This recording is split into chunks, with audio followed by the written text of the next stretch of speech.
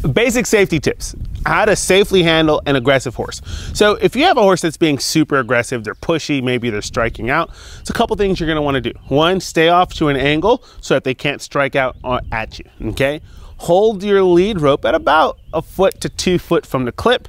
That way you can stay with your horse. You don't wanna get so far down your lead rope where your horse can spin around and kick you and compromise your safety, all right? And then the other thing is make sure that you immediately go to breathing and trying to help that horse to relax. Now, here's the thing.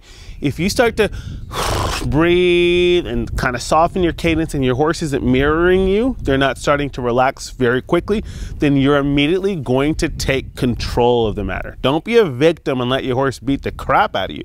What you're going to start doing is directing your horse's feet, right? That energy, that aggression, whatever's going on, you're going to direct it. We call this a pattern interrupt. So if I have a horse that's striking out or rearing up, I might say, hey, back, back, back. And I'm not gonna back him aggressively because he's not really doing anything.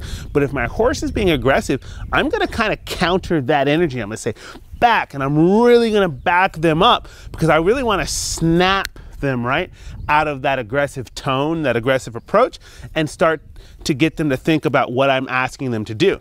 Here's the important thing about a pattern interrupt is my entire focus has to go into the ask that I'm putting into my horse. So if I'm asking my horse to back, the moment that he backs softly, I'm gonna release the pressure, okay?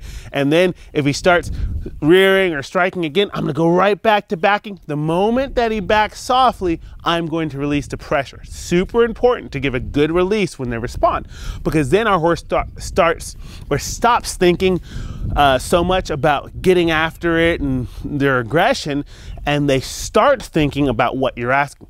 When are they going to release the pressure? When am I giving a good enough response that this ask stops? And so if I'm consistently saying, okay, back, back, and I might be a little energetic, but the moment he backs up, I release, wait to see if he repeats the behavior again, not prevent it, but see if he repeats it. And if he does repeat it, I'm gonna go back to saying, nope, back up, release, and I'm gonna wait to see if he repeats the behavior again. And when he chooses not to repeat the behavior, that's when I'll really give even more of a release. Nice big deep breath. I might get in there and rub and love on him, let him know that he made a good decision. Notice I didn't say I made him stop, but he made the decision to not be pushy, to not be anxious, to not come after me, but to be quiet, polite, respectful, and be a perfect